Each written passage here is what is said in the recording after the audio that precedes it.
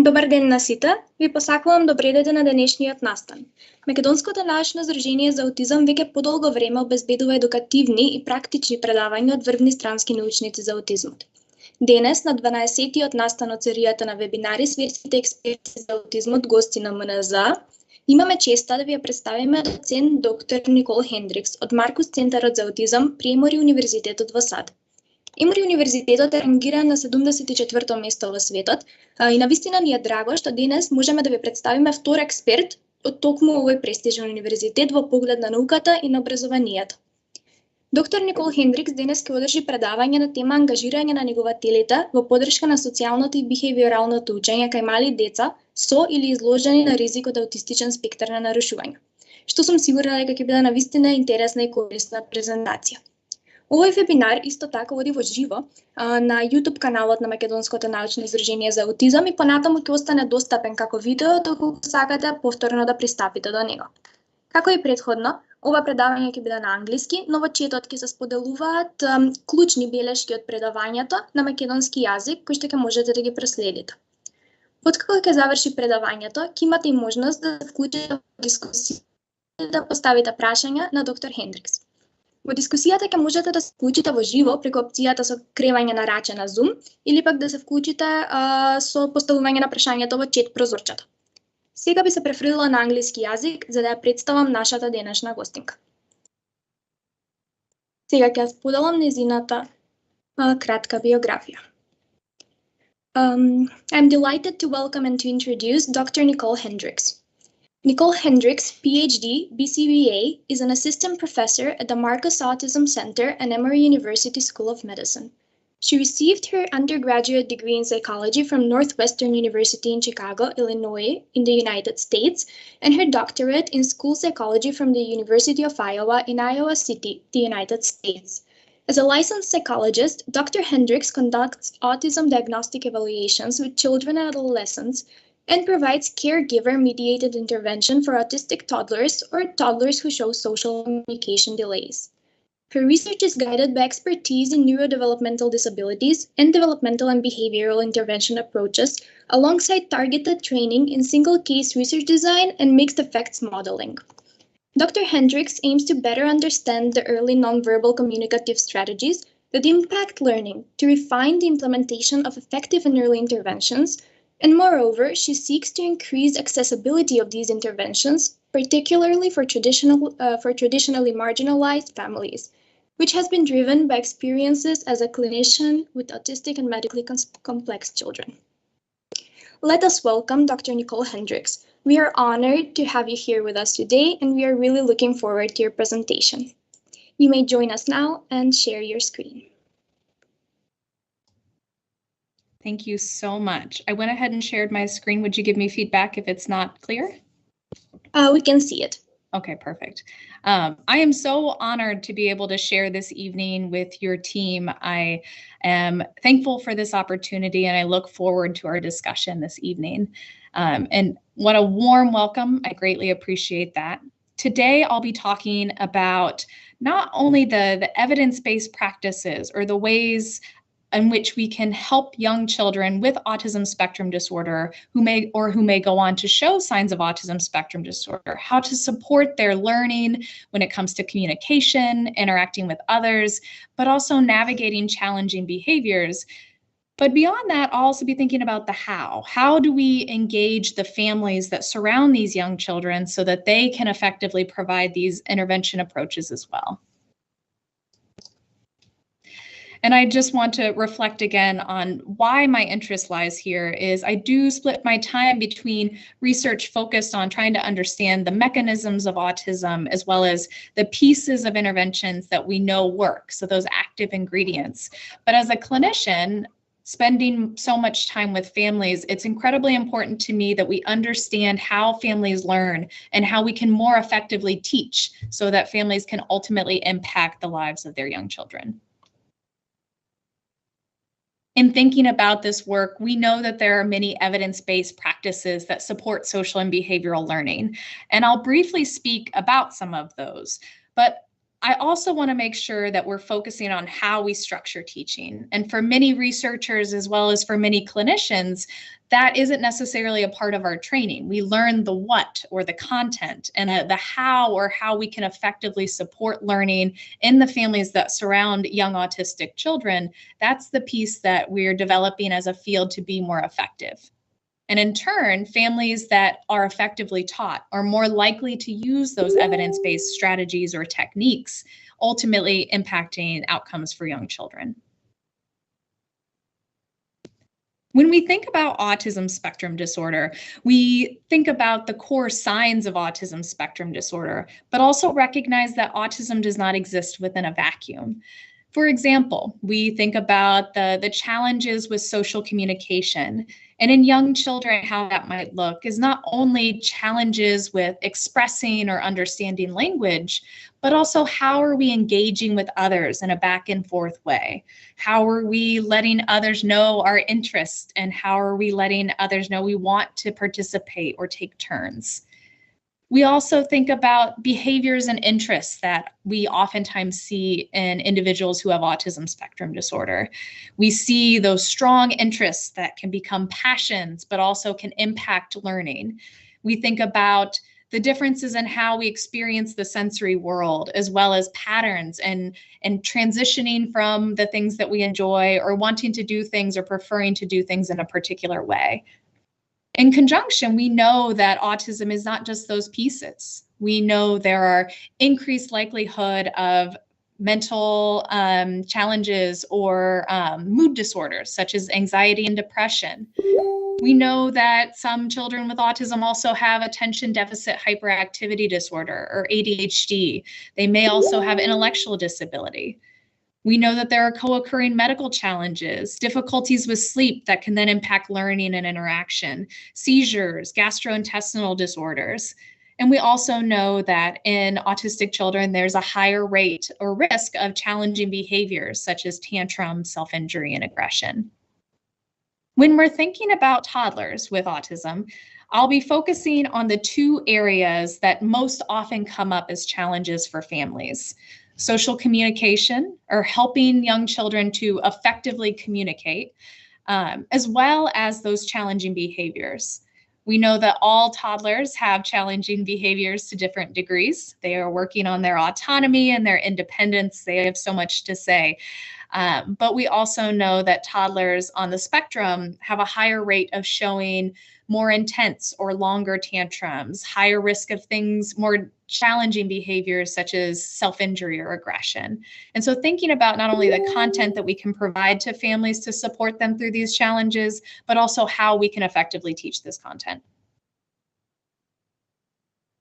For toddlers on the autism spectrum, there are a few key practices that we know must be embedded in the work that we're doing. We must include both developmental and behavioral approaches and begin as early as possible. We must be blending the intervention approaches that we know have been effective for autistic individuals, those that are based in the developmental sciences of responsivity and understanding connection. And we also know that the mechanisms of behavioral work, such as applied behavior analysis, also has a place within those interventions. We recognize that parents, as well as other important family members, aunts, grandparents, family friends, the larger family unit should be incorporated into the work that's being done. We know that we should be focusing on creating goals and supporting developmental progress based on where the child is at, and helping to work on skills that are particularly related to the core signs of autism spectrum disorder.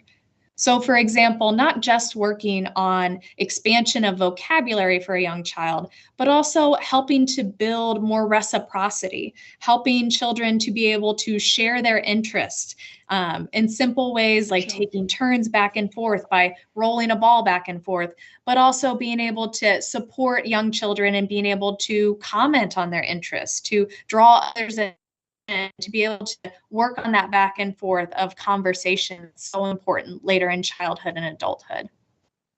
And perhaps most importantly, we need to be considering the sociocultural beliefs of the family. We need to be taking what we know about evidence-based practice from the research literature, but also be thinking about what are those necessary adaptations that need to be made to these interventions so that they are more likely to penetrate and be meaningful for different family systems. If there is not penetration, if these pieces are not seen or valued as, yes, these practices fit within our daily routines, they won't be used. And so we have to be thoughtful about how we're managing this balance of fidelity of interventions, as well as making sure that they are adapted to what the family needs.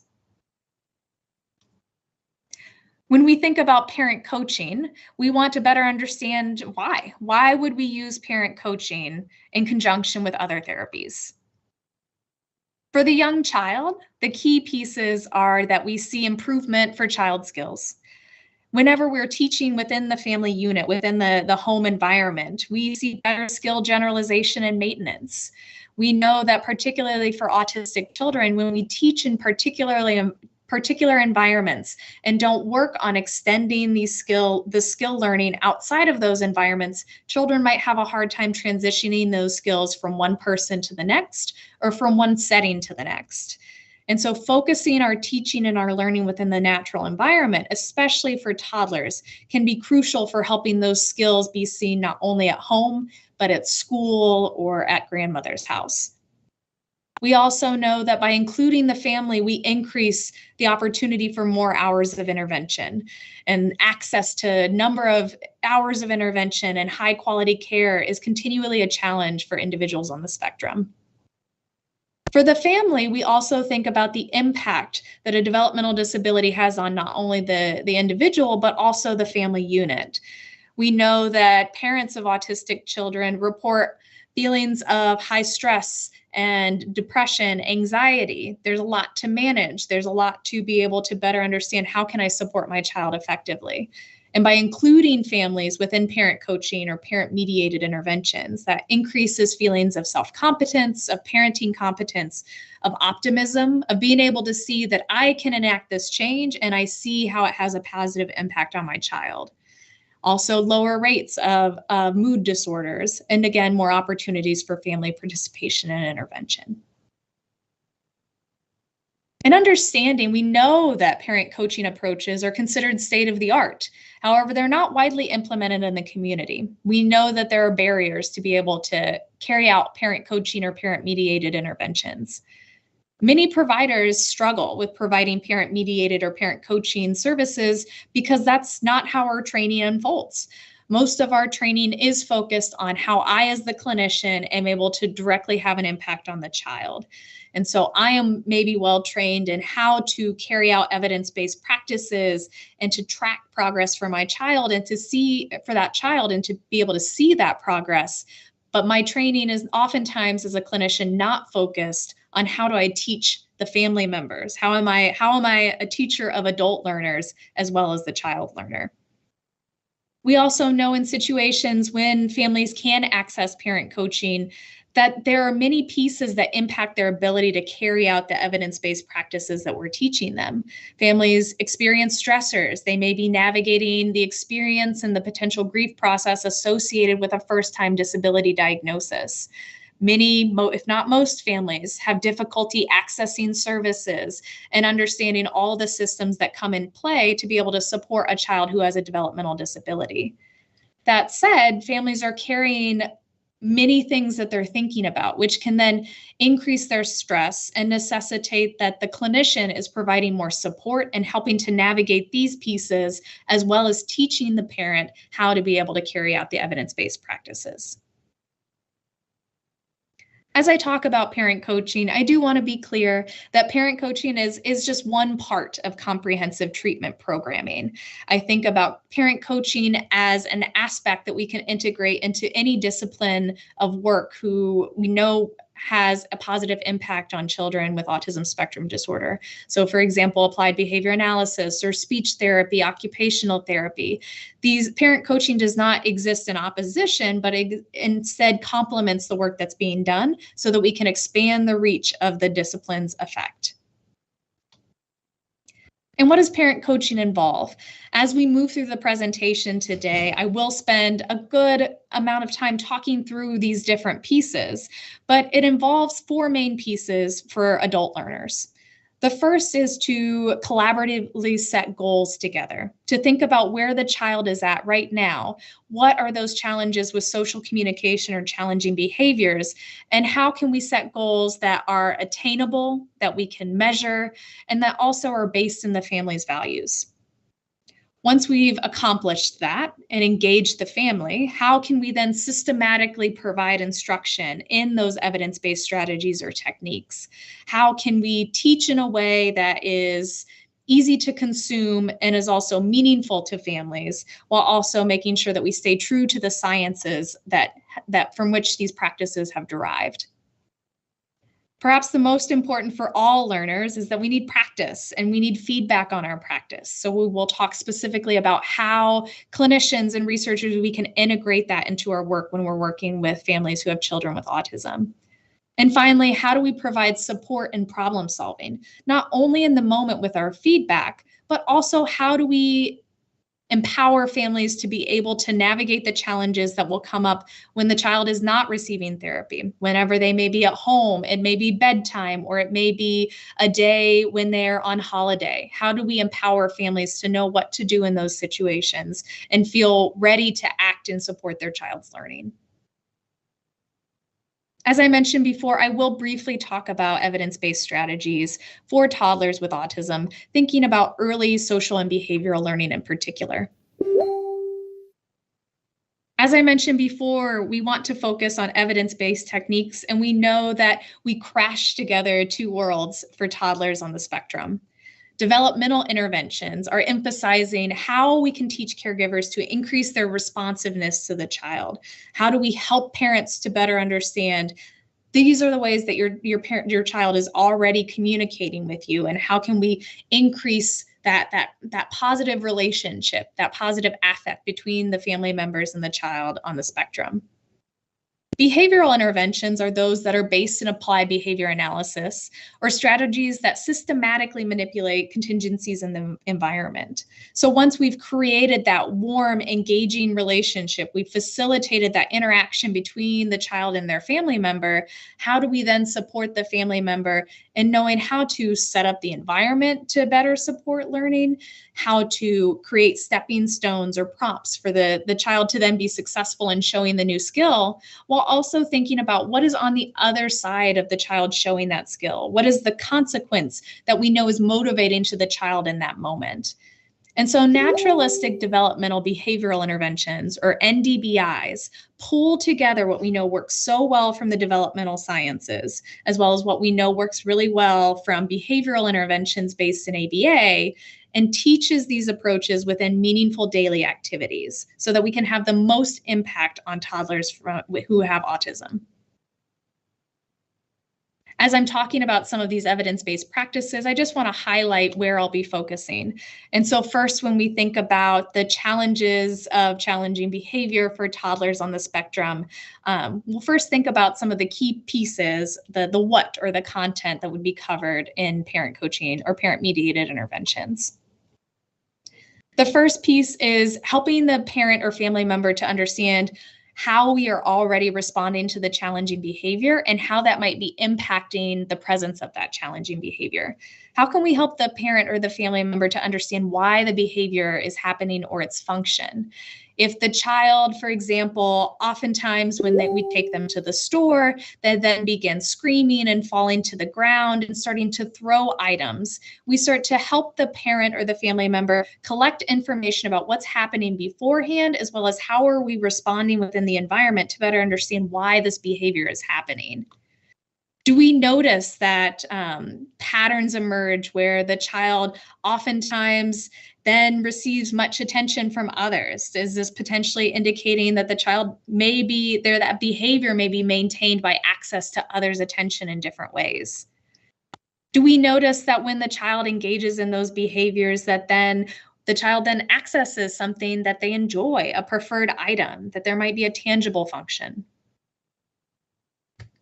Perhaps we notice that when the child begins to cry and scream and throw items, that naturally as family members, we want to remove ourselves from this situation. It's a stressful situation. So is the child then able to escape potentially a situation or environment that is more challenging for them or is non-preferred? And lastly, and less often in the literature, is there an automatic function? Is there something inherently rewarding, something pleasurable or sensory engaging about this behavior that is maintaining the presence of it over time? It's incredibly important for parents to have that knowledge that we as clinicians develop, so that then we can help the families to consider ways to prevent the challenging behavior and support the family in consistently changing what happens after that behavior. And so are there ways that we can help to prevent the behavior by supporting the family in teaching or providing directions in different ways? Are there ways that we can support the family in letting the child know when something non-preferred or something that is unexpected may be coming up? Are there ways that we can support the family in providing the child with choices, that by having choices, the child is then less likely to show challenging behavior because they're able to select a choice that is more preferred to them? And lastly, are there ways that we can structure the routines or the environment so that when we do have to go from something that we don't prefer as much to something that we prefer to something that we don't prefer as much, how can we facilitate that transition? So for example, if a child has a hard time leaving the bath time, right? We really enjoy spending time in the bathtub. And when we have to leave, the child then screams and does not want to transition. Are there ways that we can position our daily routines so after bath time, something equally engaging comes afterwards, and also make that clear to the child? For the toddler, are we also showing as well as telling, showing that, yes, we're going to have snack after bath time, and this is what comes next? Are there ways that we, not even engaging with the function of the behavior, can just prevent the likelihood of that behavior happening? And then importantly, how can we support the parent once we understand the why of where the behavior is coming from? How can we support the parent or family member in consistently changing what happens? Can we support that family member in providing rewards or all of that function after, when the child shows really appropriate behaviors or positive ways of letting others know what they need, as well as not providing that access or that attention following the behaviors that they want to see less of? So for example, if the child says cookie and is using their words, are we then able to reward or reinforce that behavior by providing that cookie in those situations, but not when the child does not use their language and instead is hitting others to let them know? So we are at the same time reducing behaviors, also improving those more effective and more adaptive behaviors like communication. When we shift to social communication, we think about tying in those NDBIs, or the naturalistic developmental behavioral interventions. And there's a rich literature of existing curricula or programs with evidence-base, such as pivotal response treatment, Hannon, Project Impact, Early Start Denver model, Jasper. All of these are packaged programs that are focused on some of the same key ideas that I'll briefly mention here. But again, they're crashing together the developmental sciences with the behavioral work to be able to best support learning in autistic toddlers. And as we think about this, again, we're really focused on how can we support the interaction between the child and their family, as well as how can we jump from that beautiful relationship that we are facilitating to then increase better teaching opportunities, more effective teaching opportunities.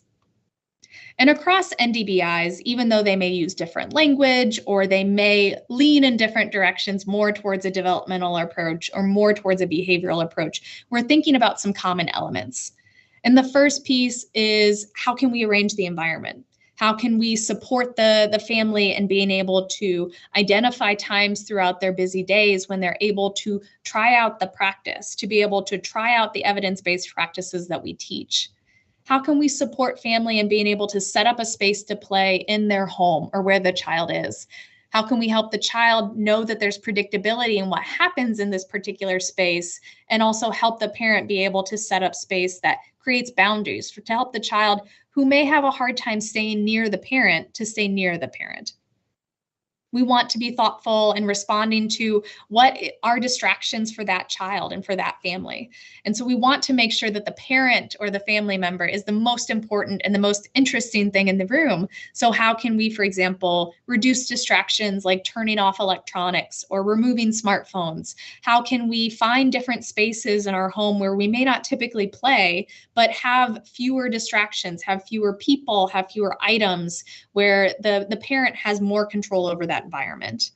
And then also, how can we keep the activities or what we're playing with during that time or engaging with, how do we keep that exciting during that time by not having it always available outside of the times when the parent is practicing alone at home? We also empower the parents to be able to use different strategies that are based in the developmental sciences. So imitation. We know from a wealth of literature that imitating others' behaviors can pull their attention in and teach that these behaviors are meaningful. When a child may be, for example, drumming on a drum by themselves, if we join them and begin to drum on the drum with them while we're face to face, that child is more likely to then look up at us and then pay attention to, oh, this other person is engaging me. And also then increase the openness for that child to want to imitate us. And so if we can imitate others, imitate children to be able to pull their attention, when we then want to teach a new behavior, such as now let's drum with the actual drumsticks, or now let's shake a different instrument, that the child is more engaged and more likely to try to imitate or be more receptive to the prompts that we need to provide in that moment to help the child be successful. Within NDBIs, we're also focused on how we are playing and how we are communicating with young children.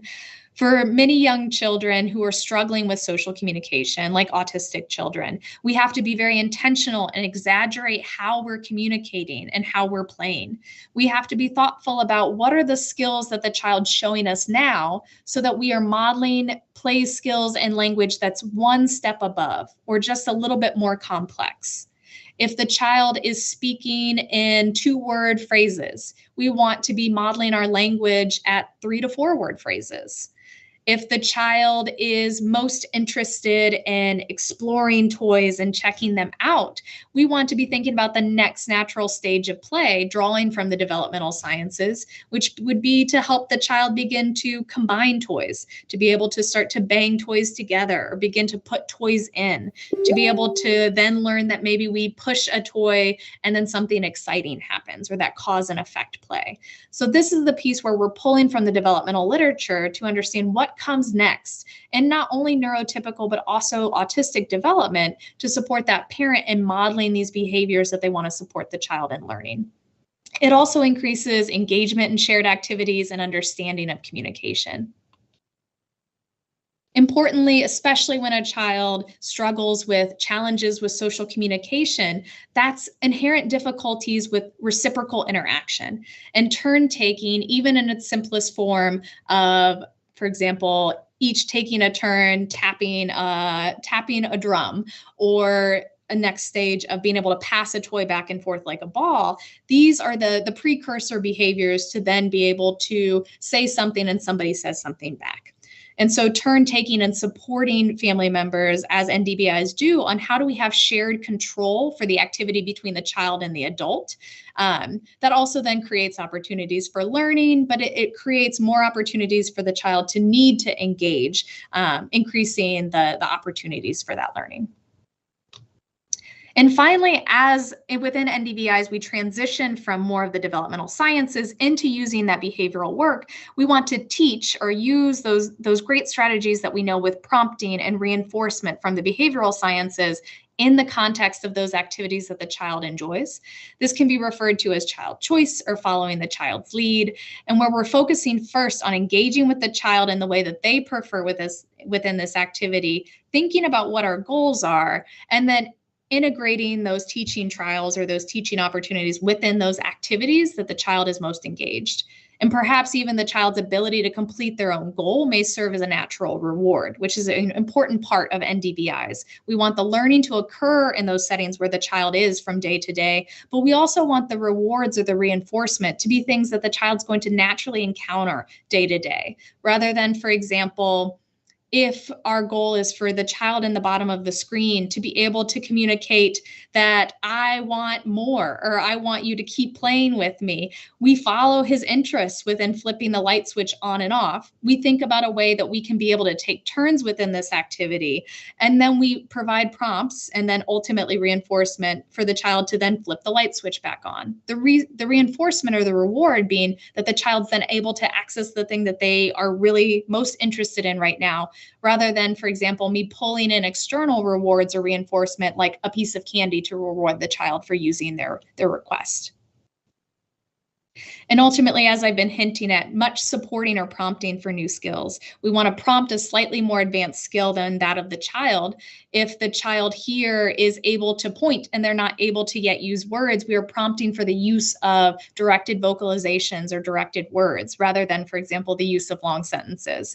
We want to use clear prompts. So teaching family members, how do we break down prompts so that we are not asking questions over and over again, or using prompts that are not effectively matched to that child and reducing how many prompts we're using. Helping the parent to understand how to use these prompts and also how to take them out or how to fade them over time so that we can help that child be able to use their skills more independently and not rely upon prompts. For the last third of my conversation with you today, I would like to talk about what are those best practices in parent coaching. And so we understand that for toddlers on the spectrum, we understand that there are key pieces that we need to integrate. And of the last 15 minutes, we've talked about how these evidence-based practices play out whenever we are supporting children with challenging behavior, but also whenever we're supporting the development of social communication through parent-mediated interventions or parent coaching approaches like NDVIs. However, that does not teach how. How do we teach adult learners? How do we support family members in being able to use these practices and increase the likelihood that they have success with them? As I mentioned before, there are 4 key pieces that we want to integrate. We want to integrate collaborative goal setting, systematic instruction and evidence-based techniques, practice and feedback, as well as support and problem solving, which I'll elaborate on moving forward. Collaborative goal setting is that piece mentioned before of how do we pull in the family member to understand and respect and value their perspective while also presenting where we see the child within their developmental trajectory. So helping to collect information from the clinician or the researcher as well as the family to see, are we seeing similar skills, similar strengths, similar areas of challenge? And then helping the parent to understand what skills to target. So what skills are going to have the biggest impact on the parent's long-term goals. We also want to create goals that we can track together, that we are able to observe behaviorally when we are working together, as well as whenever the parent or family member goes home and is with the child and is practicing these strategies without the therapist or the experimenter support. Collaborative goal setting is also crucial for developing rapport and empowering families. We know that many families often encounter therapies or treatment approaches, and they are not sure how they can take what's being effective within the clinic setting to then apply within the home. They're not able to generalize themselves. And so we want to make it clear to families that we value your perspective, we'll be including you throughout. And if there are times that you feel like you're not being included within your child's treatment programming, how can we empower parents to know these are questions that you can ask? These are ways in which you can facilitate there being more of a parent coaching or parent mediated aspect of your child's treatment. And ultimately to increase motivation and engagement. If the parent is a part of goal setting from the beginning, we know that the goals that we're working towards that we'll reference every single week with the family, we know that they're based in the family values, that we're considering what's socio-culturally important to that family. It can also, as we mentioned before, not only increase buy-in, but also increase motivation and follow-through. It's important because it's an opportunity to learn about the parent's understanding. And so, as I mentioned before, using both observational data that you see as the clinician or the researcher, as well as what the parent is reporting. We might be seeing different things, or we may also just be seeing the child in different contexts, who might be showing different behaviors in different contexts. It's also an important opportunity to help the parents understand what the child's skills are at this time, and to develop appropriate expectations about how the child is going to develop their social communication over time and what that progress might look like step by step. Following creating goals together with the family, we think about how parent coaching should look across sessions. And this is again drawn from copious literature on adult learning, about how we can engage individuals not only more broadly in learning, but also particularly in learning parent-mediated interventions and neurodevelopmental disabilities. The first piece is that we want to review practice. From there, we move into teaching techniques.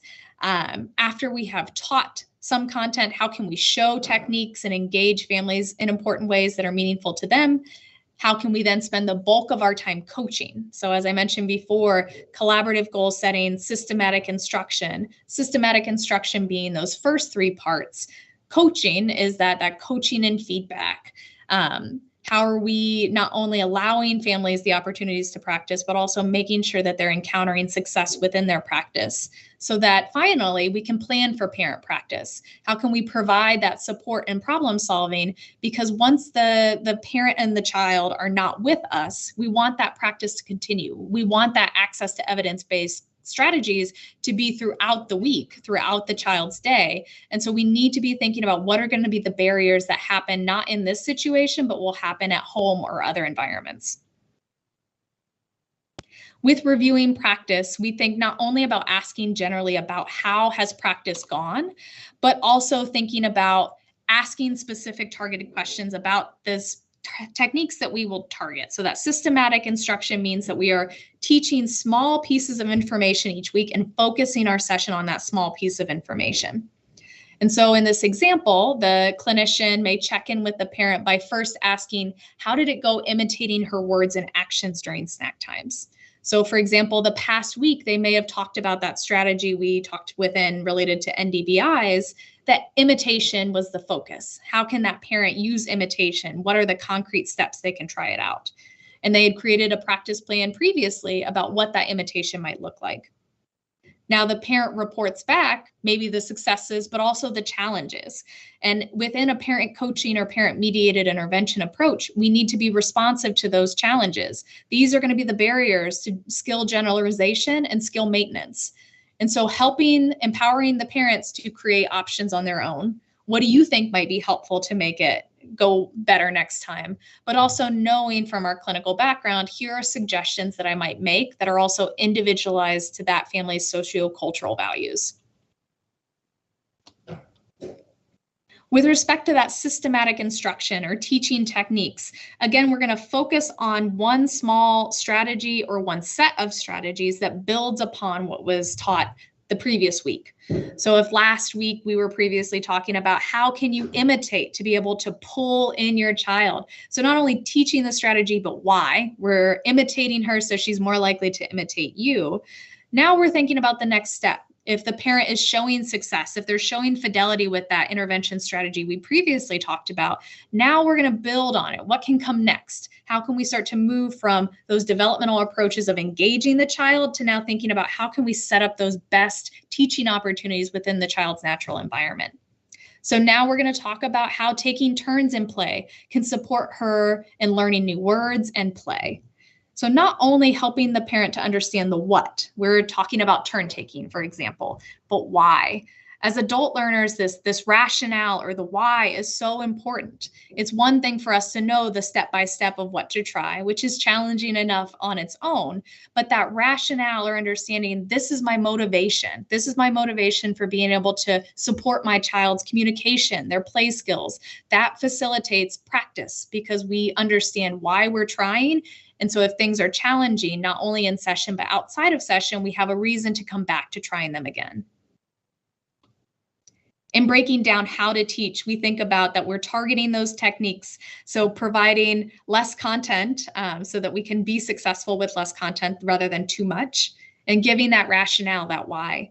We want to use written visual supports. Visual supports are not only helpful for autistic children, they're also helpful for all learners. And so thinking about how we can, for example, provide videos, or we can demonstrate while we're talking through with the child in the moment.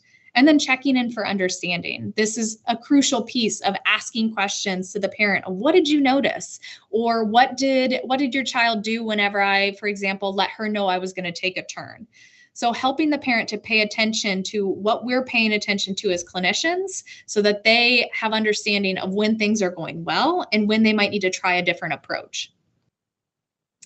As I mentioned before, you may be showing techniques, and that's drawing attention to the techniques. So if I'm, for example, teaching turns, I would say, all right, I'm going to sit down with your child now, and I'm going to follow her lead. I'm going to join her interest and use all that beautiful language modeling we've been talking about. But I'm then going to let her know I'm going to take a turn. And I know this is going to be hard for her, so I'm going to let her know before I take that turn, and I'm going to make my turn very quick. So I'm letting the parent know exactly what I'm going to do before I even demonstrate. And if I then ask questions afterwards of what did you notice, or what did you think went well about that? How did your child respond whenever I let her know that that turn was taking?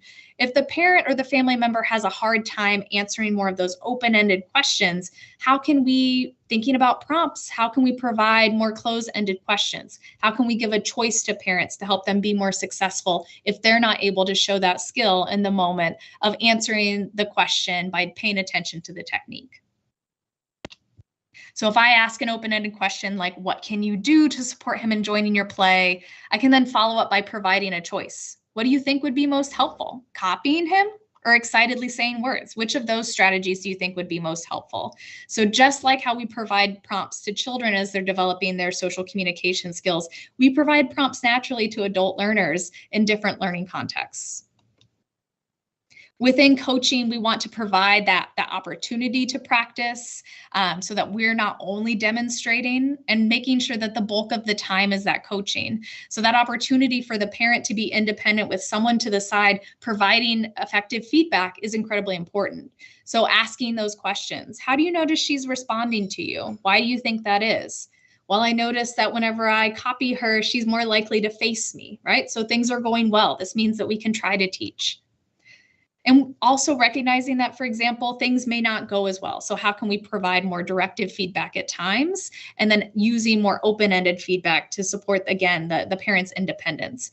I oftentimes, since I was one of those clinicians trained in that direct implementation, I think there's many similarities to how we teach children that's also effective for all of us as learners, regardless of neurodevelopmental disability or age. It looks different, but some of the key components are still there.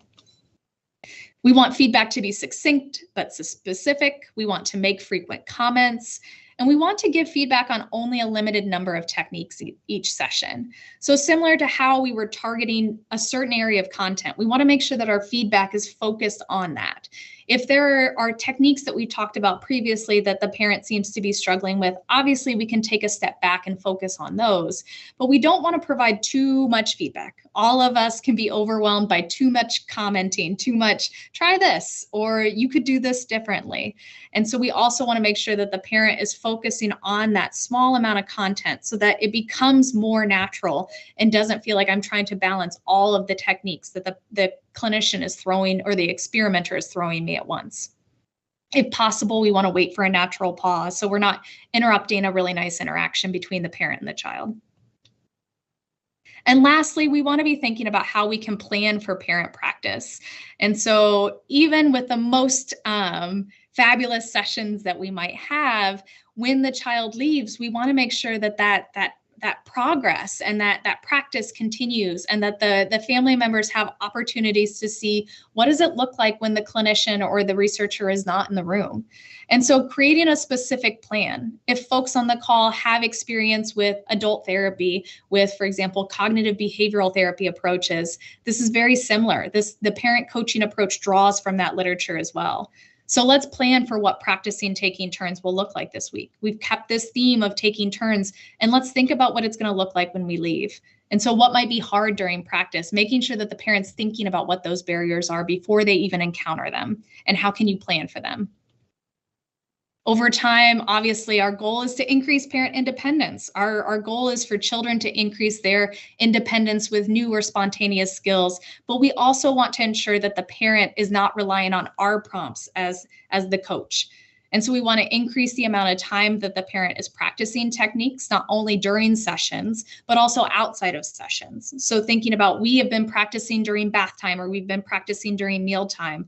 What about if we try these strategies whenever you're in the car, or whenever you're helping your child, all your children get ready in the morning? How do you think that's going to be embedded? We want to increase the exposure to these experiences. And we want to decrease the amount of feedback and support. We want to take off the training wheels on those bicycles of parents while they're practicing, so that they are able to be effective without us there. Like I mentioned before, we're thinking about not only increasing time, but increasing generalizability, so different types of activities, and then thinking about how those techniques might look like in other settings. So when the child then goes to a grandparent's house, or when the child is in school, or when the child's working with their occupational therapist, how is this relevant? We want to make sure that there's consistency, since these evidence-based practices ultimately can be seen in all types of therapies and all settings. How can we make sure that they're meaningfully applied for that family? And as I'm wrapping up, I want to just reinforce a few key ideas that we have here. When we think about parent coaching, particularly for autistic toddlers, we want to create partnership with families. We want to engage families actively from the beginning and throughout, so that we are consistently getting feedback from them about how we can modify our approach while staying true to the fidelity of evidence-based practices. We want to develop those goals collaboratively in the beginning and discuss often, so that the parent understands that this is why we're teaching. We're coming back to these goals that are important to you as well as to me as the clinician. We think about the different roles that are present, that as a coach, we're helping parents move towards their goals, and including the child goals, but we also have to challenge them thoughtfully. We have to think about what this interaction is, this therapeutic alliance, so that we are providing feedback that the parent is receptive to and is impacting change.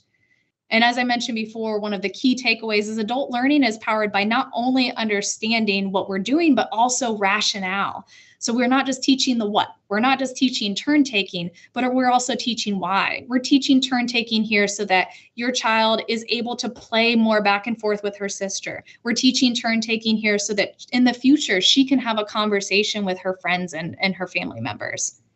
And we want to, again, center that practice with feedback focused on specific techniques, that we're not pulling from all the possible areas of, well, try this and try this and try this, but instead thinking about how can we help the family to focus in on, we're learning one technique or one set of techniques this week, so that they can be more effective in focusing their energies on just targeting that.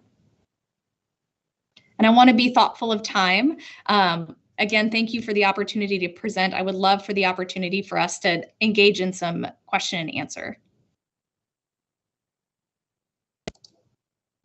Thank you so much for your presentation. It was very informative. It was truly useful to review the benefits of parent coaching, as well as a very informative review of the evidence-based strategies and the best practices of parent coaching. And I'm sure that our guests found it beneficial, especially the professionals and the parents of children with ASD. Now I would like to invite the audience to ask any questions they have related to the topic of today's presentation. You may do so by the option to raise your hand, or you can also type your question in the chat box.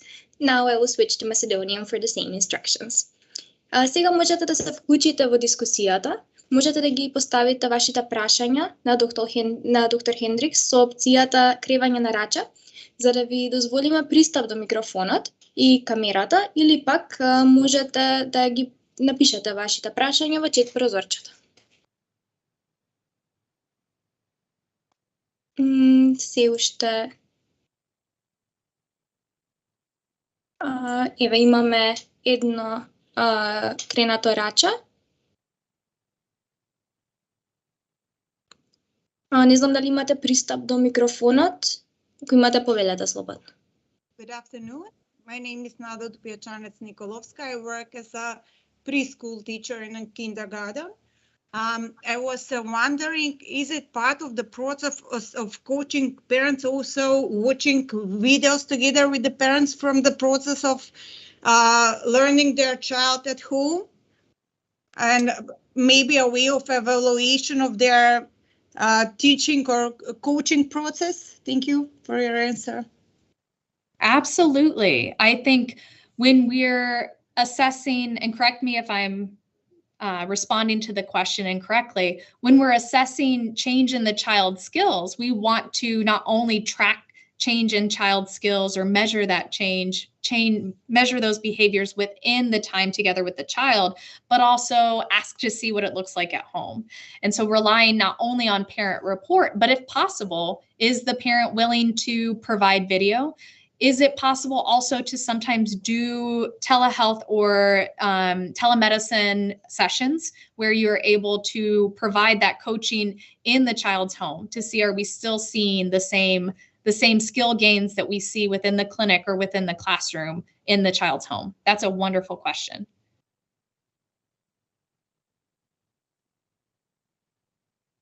Are you also shooting videos from the coaching process of the parents?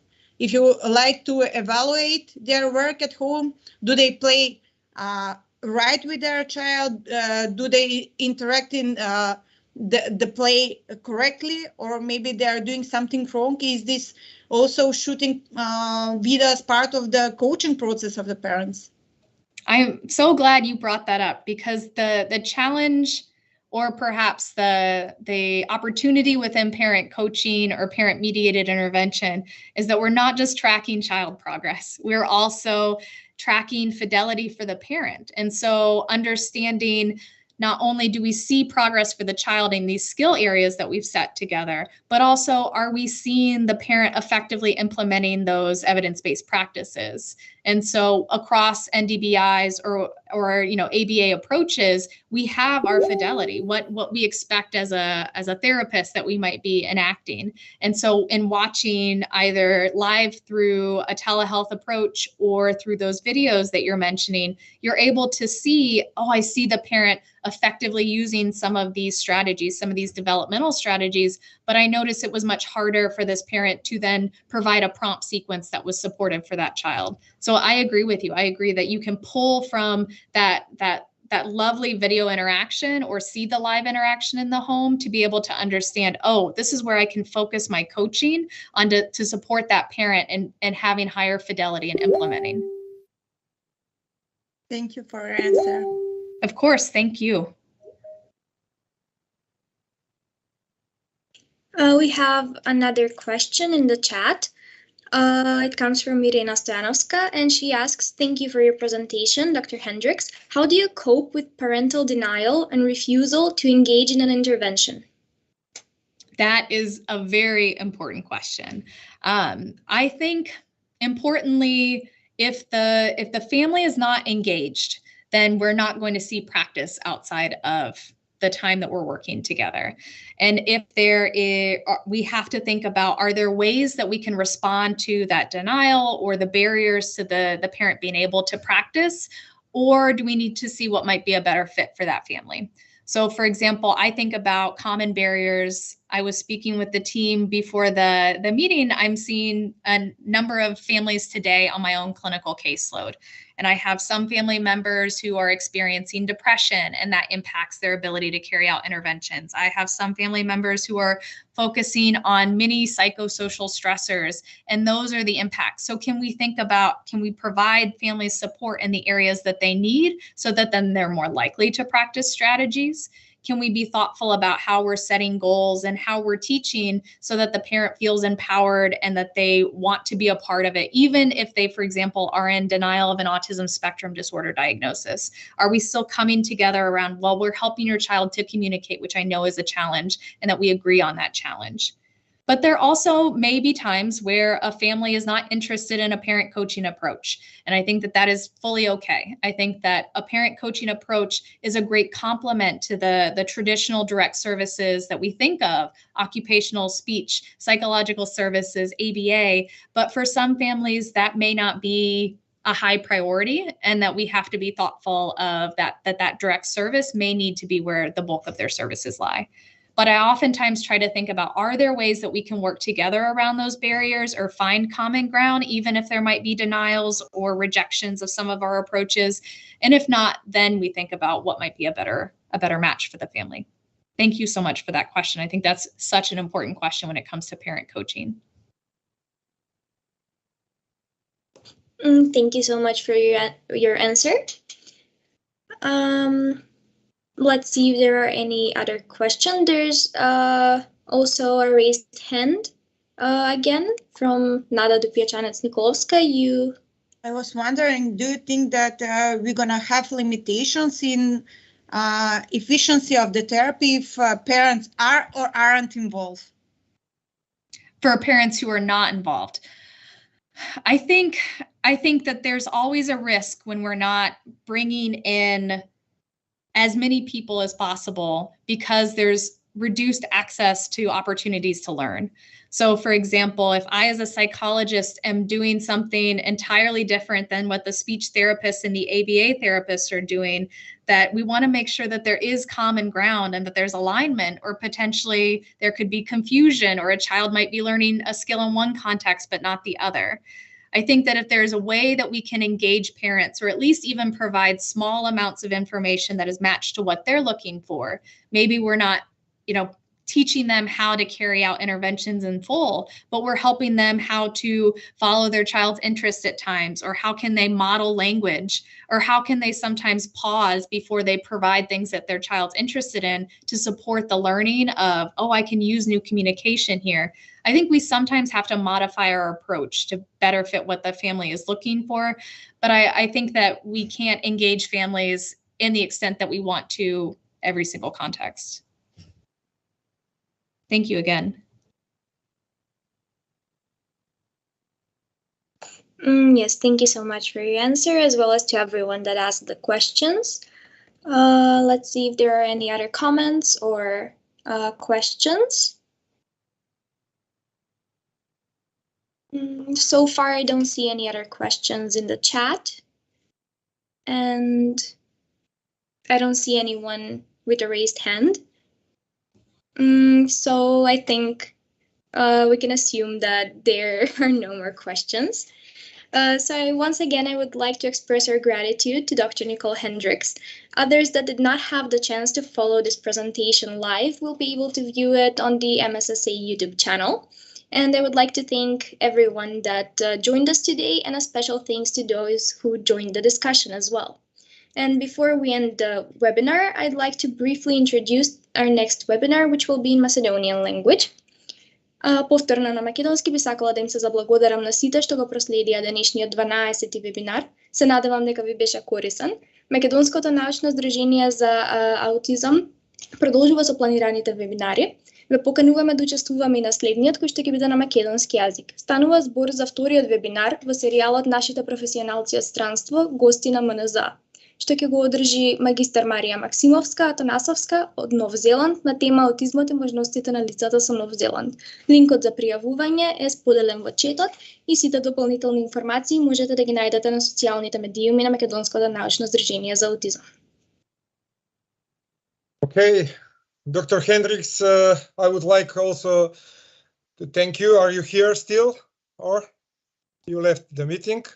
Nope, I'm here. Okay. Thank you so much. Really amazing presentation. I think 1 hour is enough for your break, and you have half of your work time for today to work, and we are finishing for today because here is almost 7:00 p.m. It was really my pleasure to hear you